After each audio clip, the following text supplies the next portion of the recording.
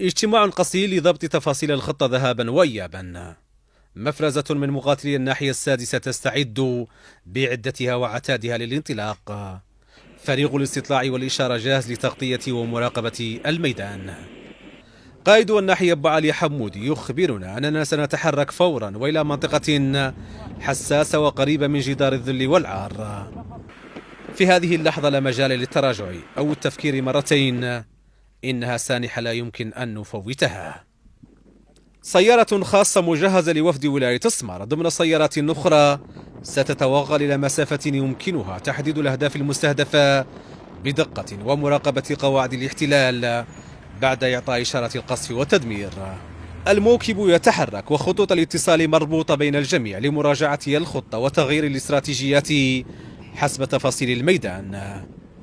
جنود الاحتلال بالجدار أنهكهم التعب في مراقبة ثوار يغيرون وينسحبون دون ترك أي أثر. في نقطة ما يفترق الموكب، تحدد لكل منه نقطة خاصة لبداية قصفه للقاعدة المحددة، وفي توقيت يملك زمامه قائد الناحية حصرا. ففي هذه الزاوية مفارز مختصة في سلاح الجراد، وأخرى في مكان آخر تجهز قصفها بالهاون. وبعيدا عن أعيننا مفرزة أخرى تستعد لتنفيذ ضربة موجعة بسلاحها الخاص. هذه لحظة الحقيقة. القاعدة رقم 14 بقطاع المحبس في مرمى بواسل جيش التحرير الشعبي الصحراوي، والصورة أصدغ أنباء من الكتب.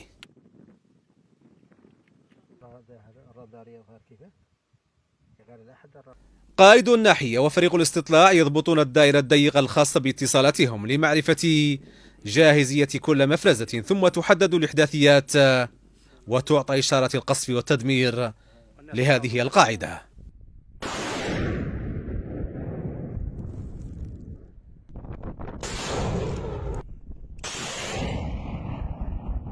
وهذه مشاهد أخرى حية للقاعدة المستهدفة، وألسنة الدخان تتصاعد منها.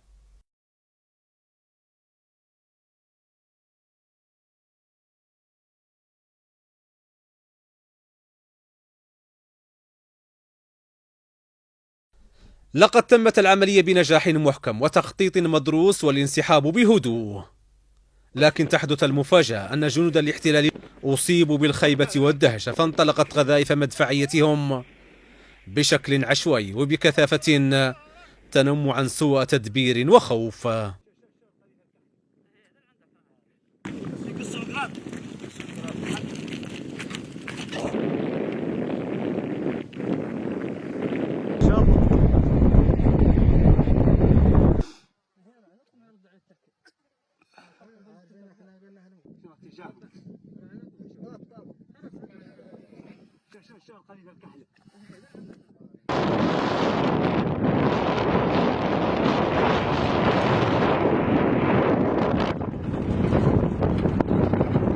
مقاتلو جيش التحرير الشعبي الصحراوي في ساحة حرب مشتعلة، لا لشيء إلا أنهم يدافعون عن مطالب شعبهم في الحرية والاستقلال.